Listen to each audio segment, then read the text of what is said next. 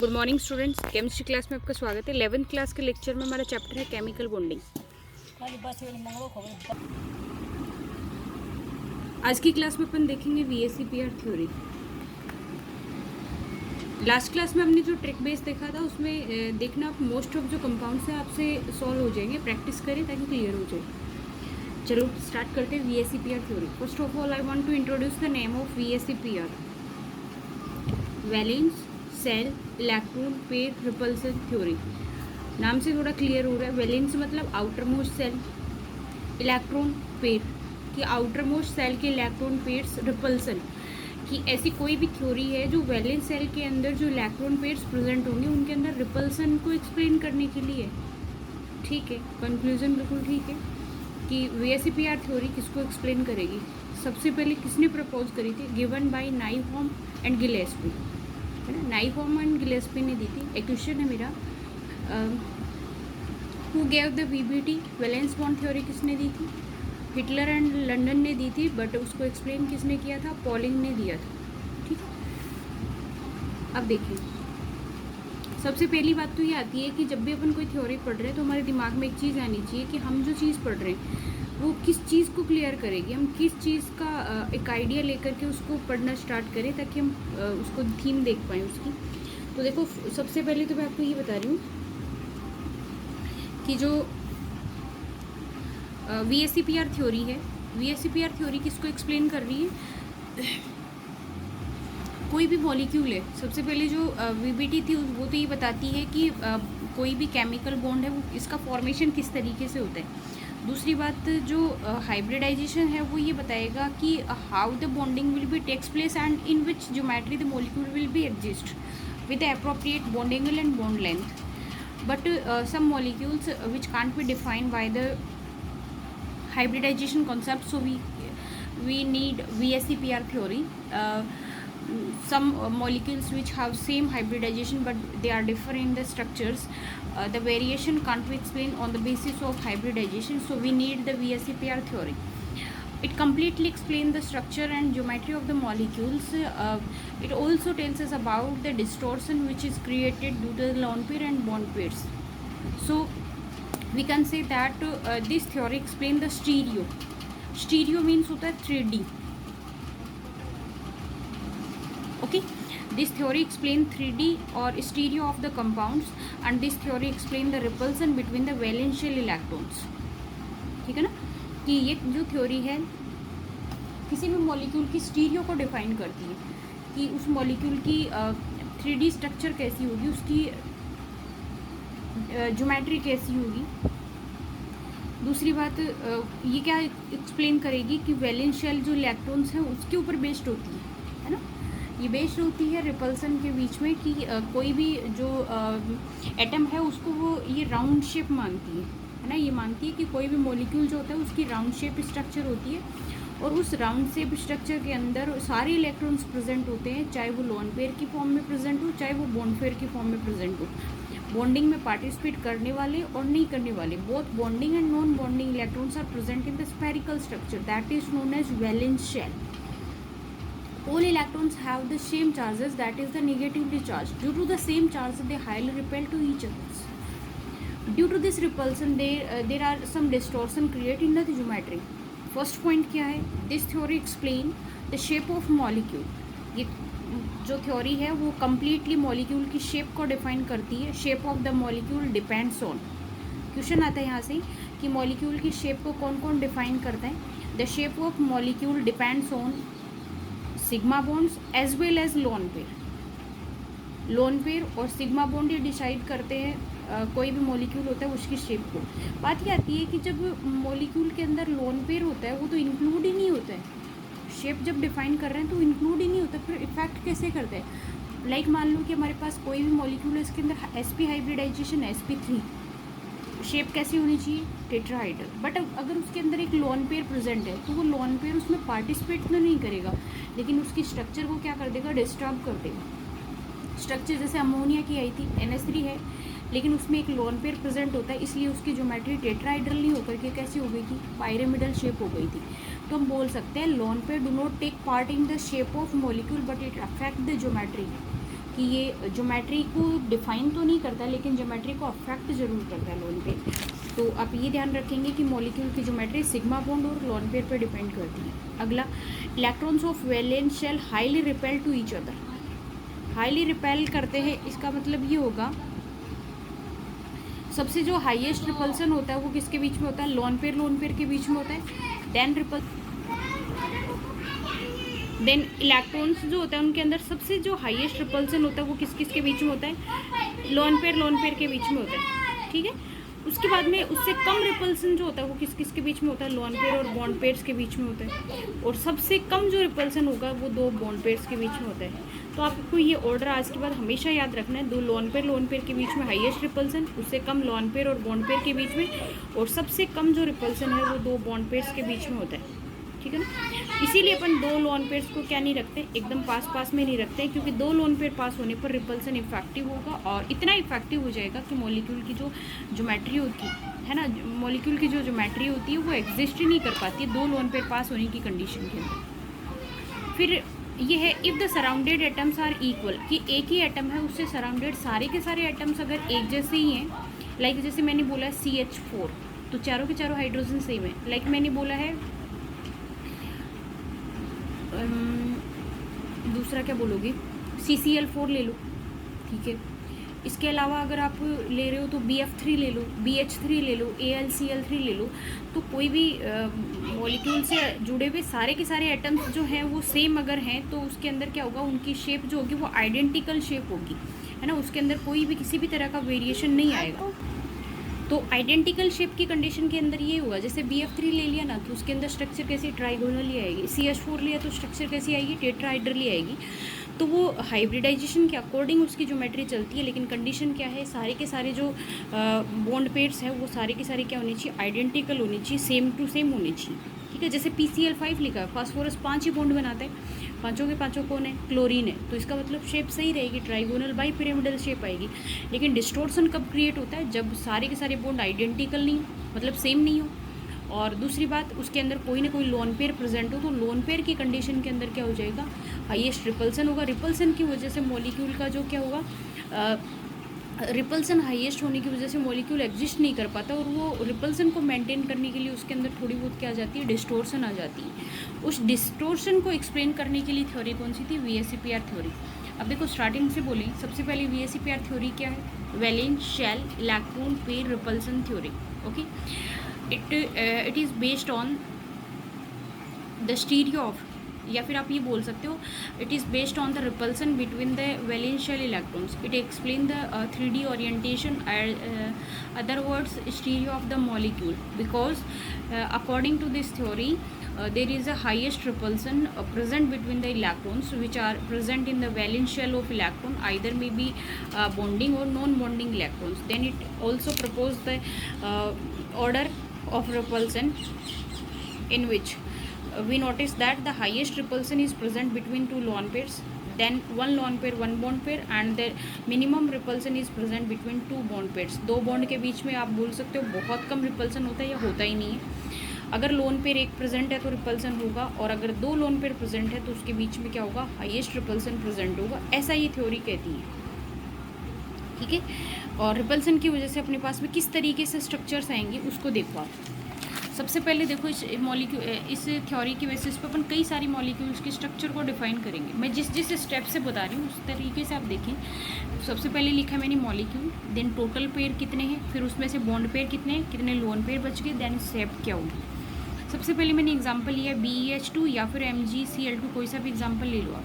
इसके अंदर देखो बेरिलियम के आउटर मोस्ट सेल में 2 इलेक्ट्रॉन, बॉन्ड कितने हैं 2, टोटल पेयर कितने हैं 2 पेयर हैं इसके पास, और दोनों के 2 ही पेयर थे इसके पास, और जुड़ा हुआ कितने से 2 से, तो इसका मतलब टोटल बॉन्ड पेयर है। लोन पेयर कुछ नहीं है, जब 2 बॉन्ड पेयर होते हैं हाइब्रिडाइजेशन sp की स्ट्रक्चर कैसी होती, लीनियर, कोई दिक्कत नहीं है।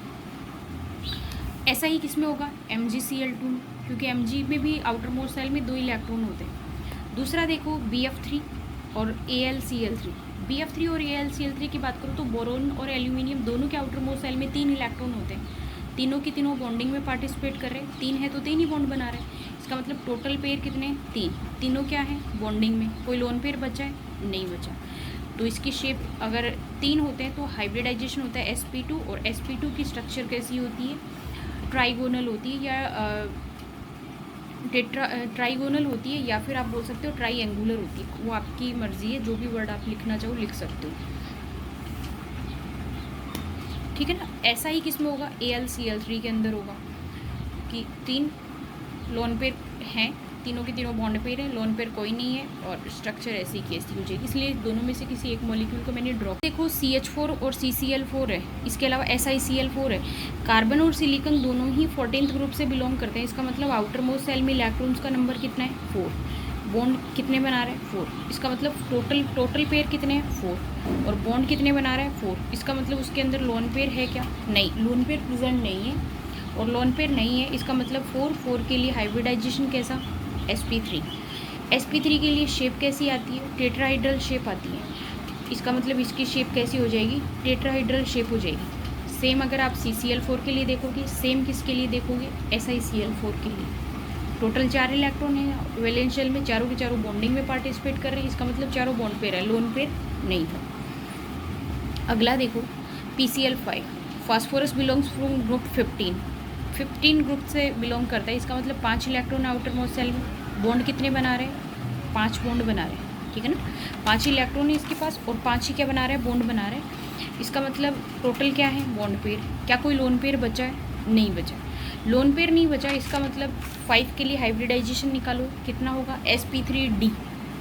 sp3d होगा तो शेप कैसी होनी चाहिए, ट्राइगोनल बाईपाइरेमिडल शेप। कोई लोन पेयर नहीं है, इसका मतलब इसकी शेप कैसी होगी, ट्राइगोनल बाईपाइरेमिडल शेप हो जाएगी।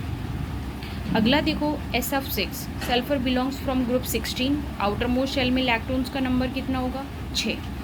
बॉन्ड कितने बना रहे हैं, 6 के 6 इलेक्ट्रॉन बॉन्डिंग में पार्टिसिपेट कर रहे हैं। इसका मतलब लोन पेयर कितना रहेगा, इसके अंदर लोन पेयर रहेगा 0। मॉलिक्यूल की शेप कैसी हो जाएगी, ऑक्टाहाइड्रल शेप हो जाएगी। अब देखो, अब ना इसकी शेप ऑक्टाहाइड्रल हो जाएगी, ठीक है, क्योंकि 6 थे, 6 के 6 इलेक्ट्रॉन इसमें प्रेजेंट हो गए। जब नंबर ऑफ ये लोन पेयर बॉन्ड पेयर 6 आता है तो हाइब्रिडाइजेशन कैसा निकालते हैं, sp3d2 निकालते हैं। sp3d2 के अंदर शेप कैसी आती है, ऑक्टाहाइड्रल शेप आती है। तो यहाँ लोन पेयर नहीं था, इसका मतलब शेप कैसी हो गई, ऑक्टाहाइड्रल। अब देखो अपन ने इतने सारे एग्जाम्पल्स देखे, एक भी एग्जाम्पल ऐसा नहीं है जिसके अंदर लोन पेयर हो। तो मैंने जानबूझ करके सबसे पहले तो वो एग्जांपल्स रखें जो हाइब्रिड, जिसके अंदर कोई भी लोन पेयर प्रेजेंट नहीं है, या फिर आप बोल सकते हो जिनकी शेप कैसी है, आइडेंटिकल शेप है। तो जितने हाइब्रिडाइजेशन के अकॉर्डिंग जो भी आपकी शेप निकल के आती है, जैसे हाइब्रिडाइजेशन कैसा था sp, तो शेप कैसी आई, लीनियर निकल के आई। तो मॉलिक्यूल की ज्योमेट्री अभी भी लीनियर ही है। जैसे 3 के अंदर कैसी होती है, ट्राइगोनल, तो ट्राइगोनल ही है। 4 के अंदर कैसी, टेट्राहाइड्रल, तो टेट्राहाइड्रल ही शेप निकली है। 5 में ट्राइगोनल बाईपाइरेमिडल, तो बाईपाइरेमिडल ही रखी है। और 6 है देन ऑक्टाहाइड्रल, तो ऑक्टाहाइड्रल। अभी हमने जो एग्जाम्पल्स रीड किए हैं, उसके अंदर कोई भी लोन पेयर प्रेजेंट नहीं है, और लोन पेयर प्रेजेंट नहीं होने की वजह से उसकी स्ट्रक्चर के अंदर कोई भी डिस्टॉर्शन नहीं आया है। तो सबसे पहले तो अपन ने ये देख लिया कि अगर लोन पेयर प्रेजेंट नहीं होगा, इसका मतलब उसमें डिस्टॉर्शन नहीं आएगा, ठीक है ना। फर्स्ट कंडीशन तो हमने ये देख ली है। अब इसके बाद में देखो फर्स्ट एग्जाम्पल्स, तो आप इनको देखते जाना, जैसे 2 तो 2। इसका पता कैसे चलेगा कि लोन पेयर नहीं है, तो आउटर मोस्ट सेल में 2 इलेक्ट्रॉन, बॉन्ड कितने, 2 नहीं है। 3 इलेक्ट्रॉन, तो 3 बॉन्ड बना लिए, इसका मतलब लोन पेयर नहीं बचा। 4 इलेक्ट्रॉन, तो 4 बॉन्ड बना लिए, लोन पेयर नहीं बचा। 5 इलेक्ट्रॉन आउटर मोस्ट सेल में, तो 5 ही बॉन्ड बनाए। 6 इलेक्ट्रॉन, तो 6 ही बॉन्ड बनाए। जितने इलेक्ट्रॉन प्रेजेंट हैं उतने ही एटम अगर अटैच है तो लोन पेयर नहीं बचा है, इसका मतलब उनके अंदर लोन पेयर नहीं है।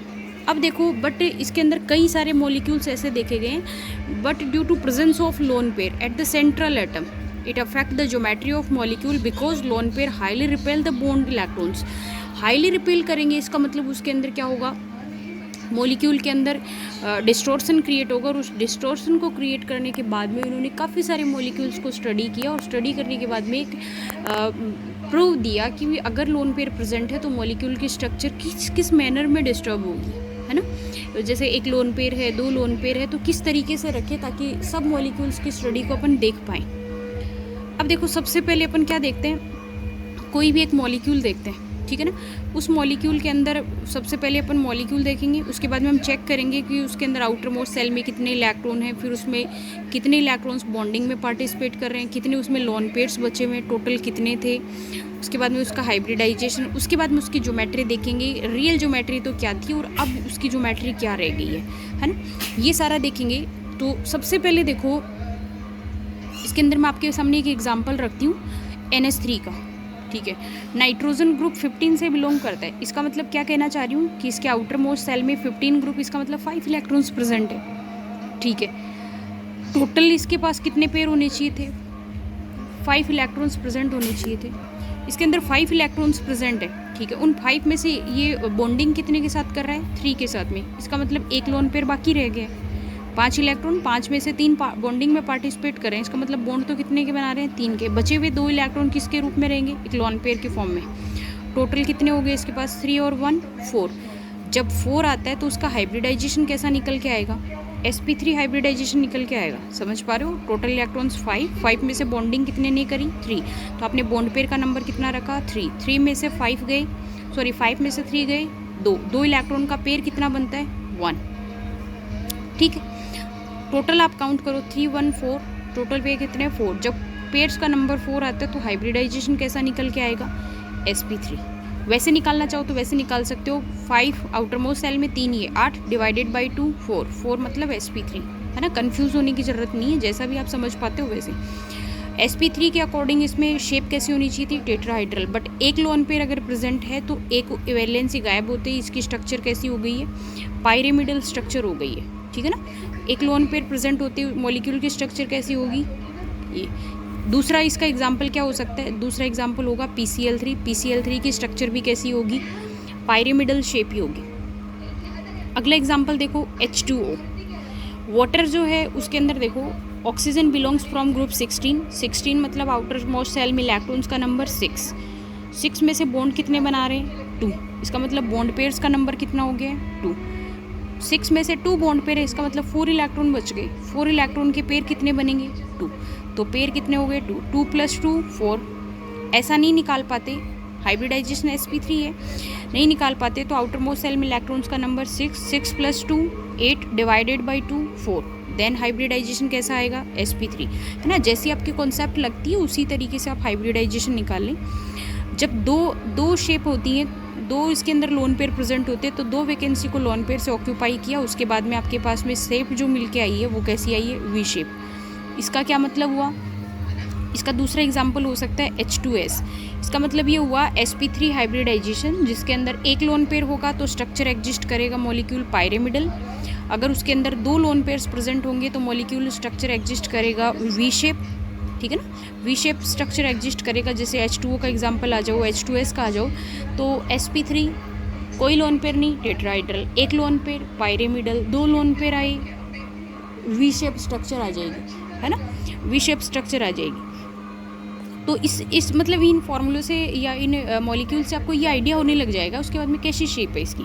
अगला देखो SF4 लिखा है, SF4 सल्फर 16 ग्रुप से 6 इलेक्ट्रॉन, 6 में से 4 इसने बॉन्ड बना लिए, कितने बचे, 2 का पेयर कितना बनता है, 1, 4 बॉन्डिंग, एक ये, कितने हो गए टोटल 5। इसका मतलब हाइब्रिडाइजेशन कैसा है, sp3d, वैसे निकाल लो, 6 और 4 10 डिवाइडेड बाई 2 5 sp3d। sp3d के अंदर शेप तो होती है ट्राइगोनल बाईपायरेमिडल, लेकिन अगर एक लोन पेयर प्रेजेंट होगा तो इसकी स्ट्रक्चर को मैंने बोला था सीसा स्ट्रक्चर, या फिर इसको बोल सकते हो आप डिस्टॉर्टेड टेट्राहाइड्रल शेप बोल सकते हो, ठीक है ना, सीसा स्ट्रक्चर बोल सकते हो या फिर क्या बोलोगे, डिस्टॉर्टेड टेट्राहाइड्रल शेप बोलोगे। अगला क्या आता है ClF3, क्लोरीन 7, बॉन्ड कितने 3, 7 + 3 डिवाइडेड बाई 2 5, हाइब्रिडाइजेशन कैसा, sp3d, मॉलिक्यूल की structure distorted T shape, 3 bond pair हैं, 2 लोन पेयर हैं इसके अंदर। तो अगर आपके पास में स्ट्रक्चर कैसी होगी, शेप सारी की सारी अगर sp3d है, आइडेंटिकल है, ट्राइगोनल बाईपिरामिडल, एक लोन पेयर है, सीसा स्ट्रक्चर, 2 लोन पेयर प्रेजेंट हैं, इसका मतलब स्ट्रक्चर हो गई है distorted T shape, 3 lone pair present है, इसका मतलब स्ट्रक्चर होगी कैसी, लीनियर स्ट्रक्चर होगी। अगला एग्जाम्पल इसी का आएगा, अगर आपके पास में 3 लोन पेयर्स प्रेजेंट है, सिर्फ 2 ही बॉन्ड पेयर है, तो स्ट्रक्चर कैसी हो जाएगी, लीनियर शेप हो जाएगी। अब देखो इसके अंदर वैसे तो बहुत सारे एग्जाम्पल मैं आपको करवा सकती थी, लेकिन मैंने इसको यहीं ब्रेक किया है। इसका रीज़न ये हो गया है कि आपको इस मॉलिक्यूल के अंदर जो भी मैंने बेस बताया, इस वीडियो को आप एक बार देखने के बाद दोबारा रिव्यू ज़रूर देखें। मॉलिक्यूल के अंदर मैंने क्या कॉन्सेप्ट लगाई है, जितने भी मॉलिक्यूल मैंने आपको पीछे लिखे हैं सारे एक साथ लिखोगे। जैसे एसपी में कितने मॉलिक्यूल लिखे, करवाया तो एक है, लेकिन एग्जाम्पल काफ़ी सारे लिखवाए होंगे। बुक की हेल्प से देख लो, सारे मॉलिक्यूल्स को VSEPR थ्योरी के थ्रू आप एक्सप्लेन करने की कोशिश करोगे कि क्या लोन पे रहेगा, क्या आएगा, क्या आएगा। तो आप ये देखोगे कि बाद में आपके पास एक कंक्लूजन आएगा। लास्ट में मैं आपको बता दूंगी कि जैसे sp2 हाइब्रिडाइजेशन है, sp3 है ना, sp3d है, sp3d2 है, और लास्ट आपके पास में sp3d3 है। sp2 में अगर एक लोन पेयर हो, इसमें अगर एक हो लोन पेयर, दो हो, क्या इफेक्ट होगा, एक लोन पेयर, दो लोन पेयर, 3 तक, इसमें 1 2 3 तक, है ना, और इसके अंदर 1 2, है ना, यहाँ पर इतने लोन पेयर प्रेजेंट होंगे तो उनके स्ट्रक्चर में क्या वेरिएशन आएगा वो चीज़ आपको नोटिस करनी है। तो ये चीज़ मैं आपको तब बताऊंगी जब आप लोगों को ये चीज़ क्लियर हो जाएगी। तो अभी आप ये सीखें कि मॉलिक्यूल के अंदर क्या क्या डिफरेंस आ रहा है। जो टेबल मैंने आपको बताई उसको समझने की कोशिश करेंगे आप। Thanks, have a nice day बेटा।